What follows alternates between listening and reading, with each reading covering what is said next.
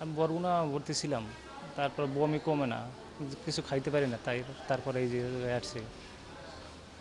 এখন মোটামুটি ভালো। আমি 14,000 নিয়ে বর্গ থেকে আসছি, অসুস্থ নিয়ে আসছি। তারপরে আমি টেস্ট করার রাত্র 2টার সময় আর কি 40,000 গেছে আর কি।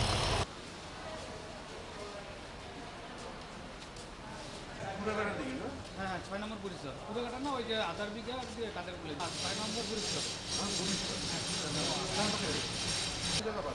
আমার বরগুনা সদরই। বরগুনা